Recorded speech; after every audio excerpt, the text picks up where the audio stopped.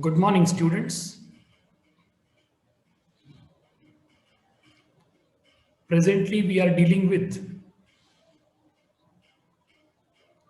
A.G. Gardiner's essay on the rule of the road. And so far, we completed a considerable portion from this essay.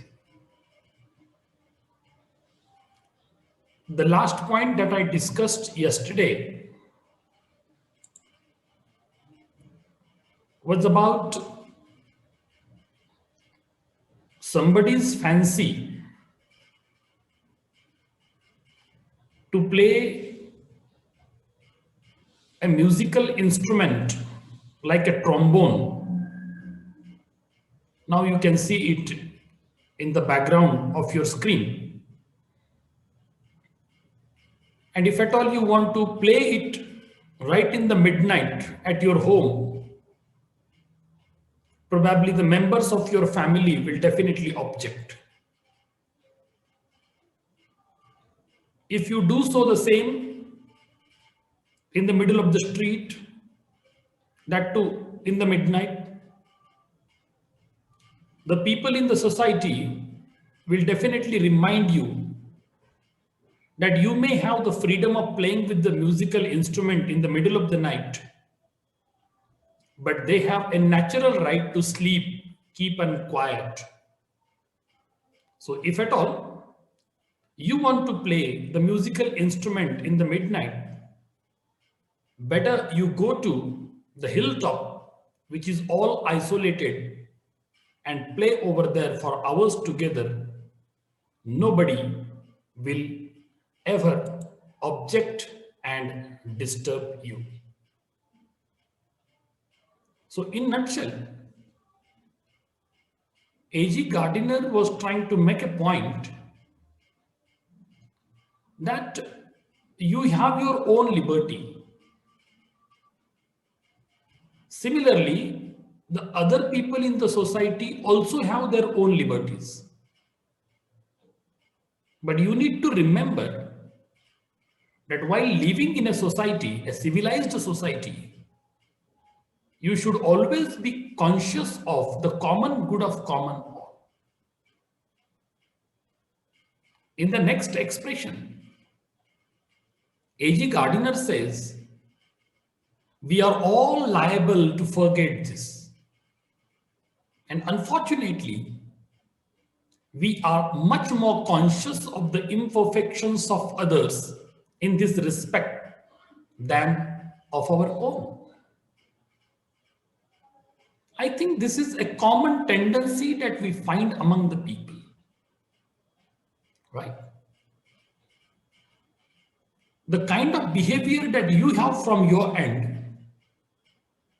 and the kind of behavior that you always expect from others, I think there is a kind of contrast. That's why A.G. Gardiner says, we are all liable to forget this. See, one more thing that we find among the people around. We are all conscious of our rights as provided by the Constitution of the country. But the question is, how many of us are very much aware of the duties which are assigned by the same Constitution? We need to remember that the Constitution has given you certain rights. You are living in a free country. You have your own liberty to exercise. But at the same time, we should always remember that the other people living in the society have the same to their credit, and they can also exercise their liberty. Unless we remember this fact, I think a social order cannot be maintained and cannot be established. Then the author talks about, I got into a railway carriage in a country station the other morning and settled down for what the schoolboys would call an hour's sword at a blue book. I was not reading it for pleasure. The truth is that I never do read blue books for pleasure. I read them as a barrister reads a brief for the very humble purpose of turning an honest penny out of them. See, this is a very good example as given by the author over here. What is that situation all about? He says, once he boarded a railway carriage at a country station, maybe a station located in the rural area, the other morning. Once he boarded the train and settled down at a place, and he was going through a blue book. Actually, the blue book is a kind of blue book that is published by the Parliament of a country or the Parliament of United Kingdom in order to furnish the official details about something. So we can say that a kind of official information passed on by the government in a book which is covered with a blue velvet cloth. And that's why this book is called a blue book. And the author was going through the book, he was reading the book. Of course, he was not reading the book for the pleasure purpose. He was reading it in order to seek some important information from the book. The author has clearly mentioned, the truth is that I never do read blue books for pleasure. Of course, we do read books either for pleasure principle or for information purpose. And here, the author has made a proclamation that whenever he goes through the blue books, he never went through for pleasure principle.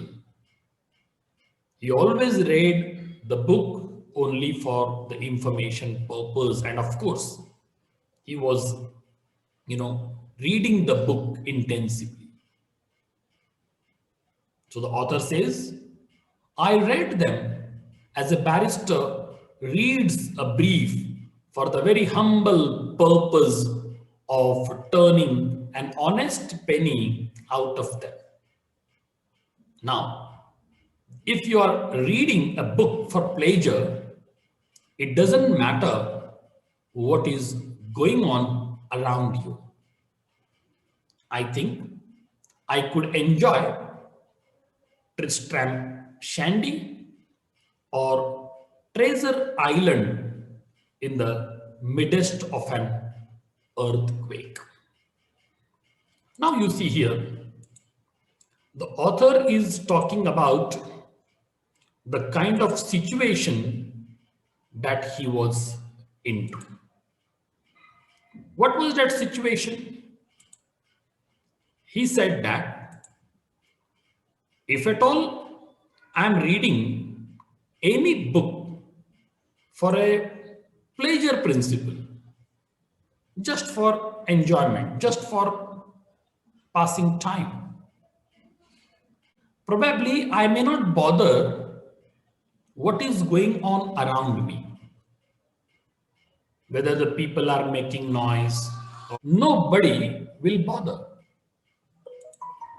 But the point is, I was reading the book for information purpose, and of course I wanted a kind of atmosphere that is required for extensive reading. Here the author talked about a couple of titles. He mentioned Tristram Shandy, which is an experimental novel written by Lawrence Sterne, and it was published in 9 volumes from 1759 to 1767. This novel is widely experimental, as I said, for its time, and it seems almost a modern avant-garde novel narrated by Shandy, and the story begins at the moment of his conception and diverges into endless digressions. Similarly, A.G. Gardiner also mentions another title here called Treasure Island. Originally, it was titled as The Sea Cook, a story for boys. This Treasure Island is an adventurous novel by a Scottish author named Robert Louis Stevenson, narrating a tale of buccaneers and buried gold. Its influence is enormous on popular perceptions of pirates, including such elements as treasure maps marked with an X. And this one is an adventurous novel as such. So if at all you are reading any literary creation by the author of your choice, and if at all you are being disturbed by anybody around, probably you may not object. But when it comes to reading a blue book, that too for information purpose, and if at all you are being disturbed by others, probably it will be troublesome. Then A.G. Gardiner talks about another issue also. He says, but when you are reading a thing as a task, you need reasonable quiet, and that is what I didn't get. For at the next station in came a couple of men, one of whom talked to his friend for the rest of the journey in a loud and pompous voice. I think that was really a very troublesome day for the author. He boarded the railway carriage and he found that there were a few school-going children boarded in the same compartment, and of course, they never sat quiet. What happens then?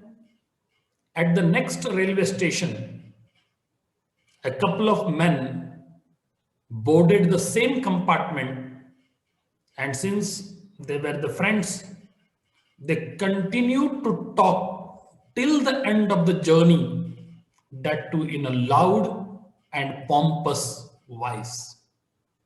In fact, A.G. Gardiner wanted a very cool and a quiet atmosphere in order to read the blue book for information purpose. But unfortunately, he was not getting the expected atmosphere there. He was one of those people who remind one of the story of Home Took, who, meeting a person of immense swagger in the street, stopped him and said, "Excuse me, sir, but are you someone in particular?" This this gentleman was someone in particular. As I wrestled with clauses and sections, his voice rose like a gale, and his family history, the deeds of his sons in the war, and his criticism of the generals and the politicians submerged my poor attempts to hang on to my job. I shut up the blue book, looked out of the window, and listened wearily while the voice thundered on with themes like these. Now, what French ought to have done, the mistake the Germans made, it only acted had, the sort of stuff. I had heard it all before. Oh, so often. It was like a barrel organ groaning out some banal song of long ago. So, students, probably in the course of your journey, either by bus or a train, you might have experienced like this, as the author did. As I told you just before, that A.G. Gardiner was going through the blue book in order to seek some very important information that he wanted. But unfortunately, he did not get the expected quiet atmosphere, and hence he was constantly disturbed by the co-passengers. As he boarded the train, first he was disturbed by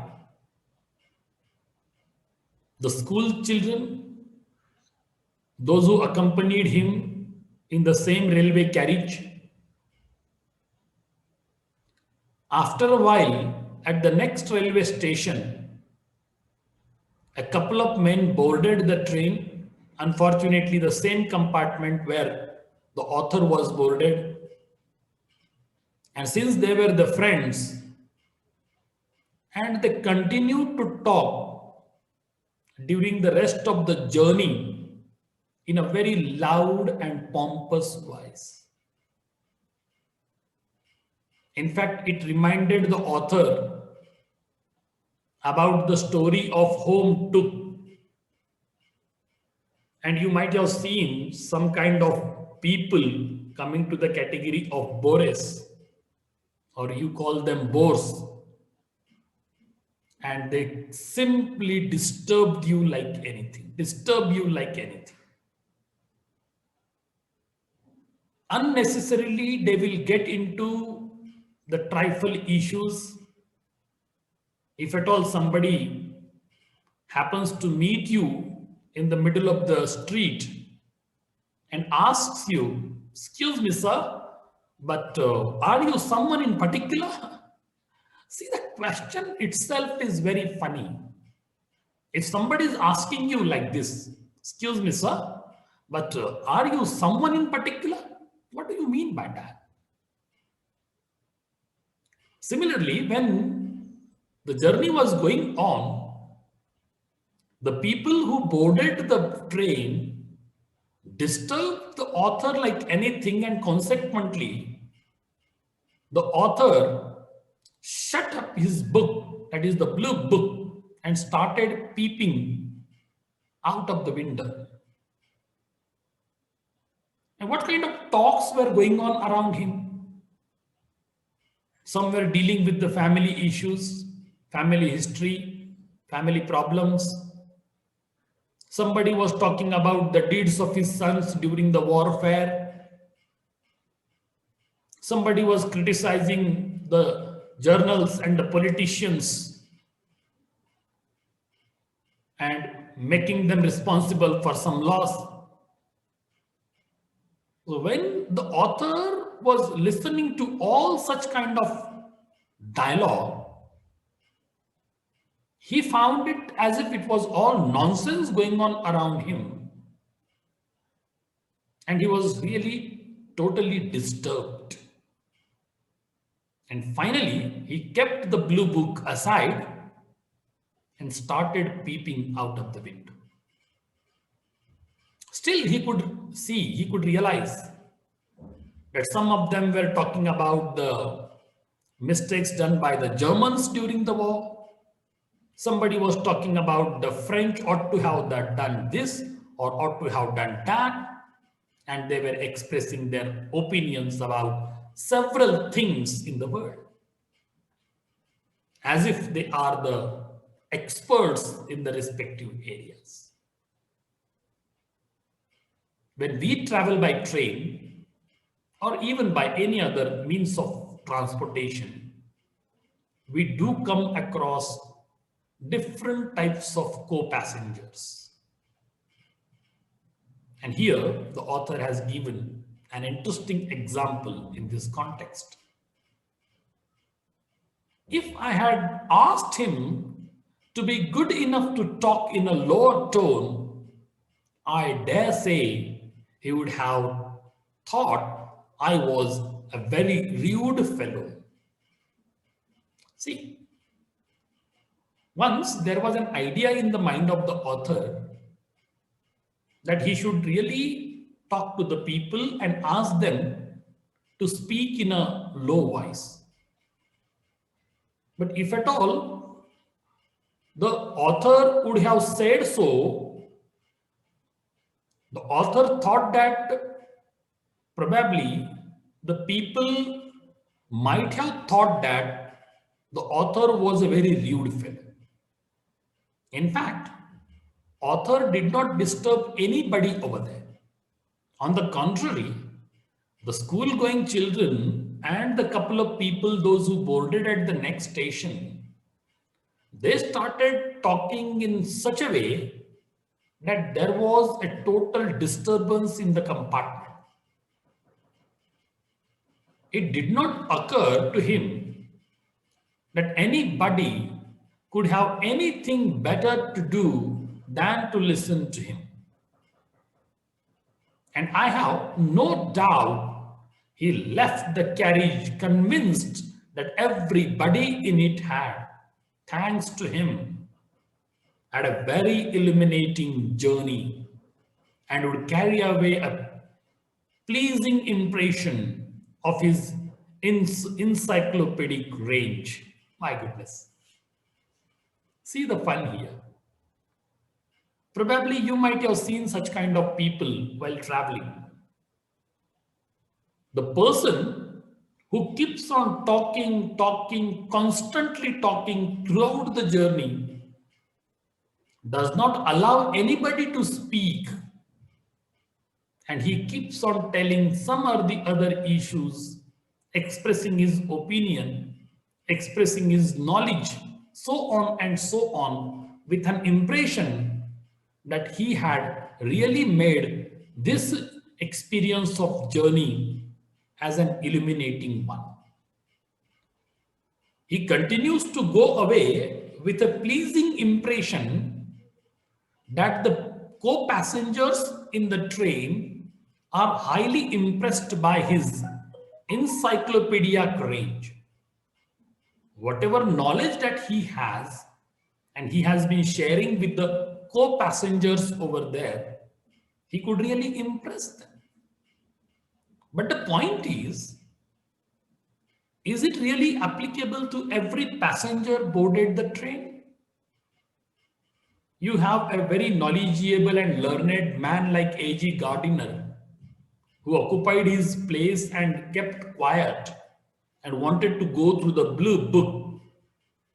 But unfortunately, because of all these people, those who boarded the train and started talking all this nonsense in the view of the author, it was really a big disturbance for him. He was obviously a well-intentioned person. Still, you see, The author does not categorize him as a bad man. Author says that, according to him, the person is well-intentioned person, in the sense, whatever the person spoke about and he wanted to share his information and knowledge with the rest, his intention behind all this talk was good. And that's why the author calls him. He was obviously a well-intentioned person. The thing that was wrong with him was that he had not the social sense. So this is how you need to recognize the situation, the demand of the time. The author is not going to blame the person for his intention. According to the author, his intention was positive. His intention was good. He wanted to pass on the information and knowledge to the people around. But the question is, the person did not have a social sense. What to say, when to say, and how to say. Especially in this kind of situation, when you are accompanied by other co-passengers during the journey. And according to the author, the person did not have the social sense. He was not a clubbable man. A reasonable consideration for the rights or feelings of others is the foundation of social conduct. And that is what I wanted to say. Unless you are conscious enough about the situation around, you will not be able to really cope up with the situation. There are so many people, those who keep on talking for hours together, but at the end there is no output at all. Then what is the use of all this talk? Right? Here the author says a reasonable consideration for the rights and feelings of others. You may have a right to speak, no doubt. The Constitution has already provided you the right to speech. You can express your opinion, thoughts, okay, with the people around, no doubt. But the other people also have a right to sit quiet and keep quiet and have a journey with a cool and calm and comfort. You should also respect the feelings of the other people around. Unless you show this reasonable consideration, you will never be called a person who is well cultured, well mannered. And according to A.G. Gardiner, this is the foundation of social conduct. It is commonly alleged against women that in this respect, they are less civilized than men. And I am bound to confess that in my experience, it is the woman, the well-dressed woman, who thrusts herself in front of you at the ticket office. The man would not attempt it, partly because he knows the thing would not be tolerated from him, but also because he has been better drilled in the small give and take of social relationships. He has lived more in the broad current of the world, where you have to learn to accommodate yourself to the general standards of conduct. And his school life, his club life, and his games have, in this respect, given him a training that women are only now beginning to enjoy. So all the students, please take it open-mindedly. It's not like the author is making a discrimination between the man and a woman. Whatever he said is based on his own observation of the society and the people around. Because the lesson is about your mannerism, your social conduct, your behavioral pattern, the way you really deal with the people around. And when you find such kind of people boarded the train and disturbing you a lot and having no sense of social conduct, here the author is going to make a comparison. According to the author, as he said, I am bound to confess that in my experience, it is the woman, the well-dressed woman, who thrusts herself in front of you at the ticket office without following the rule of the queue. She is supposed to be in the queue. But instead of being over there in the queue, she thrusts in right in front of you at the ticket box and wanted the first ticket to be purchased. If you see, apparently the woman is well dressed, looks to be educated, seems to be, well cultured, but when it comes to her behavior, it is not acceptable in the social context. And here, the author makes a comparison between the behavior of a man and a woman. According to the author, the man would not attempt it at all because he has a broad current world well familiar to him. He knows how to really get accommodated with the people around. What should be the conduct of an individual in the public place? Right from schooling, he learned so many lessons. He learned how to live and how to be civilized there in the club life. But unfortunately, sometimes well-dressed and educated women in the society are found to be mannerless. In fact, they should be more conscious of the social conduct, which is the fundamental principle of human life and a community life. The men have got this kind of training since long, but according to the author, women are only now beginning to enjoy.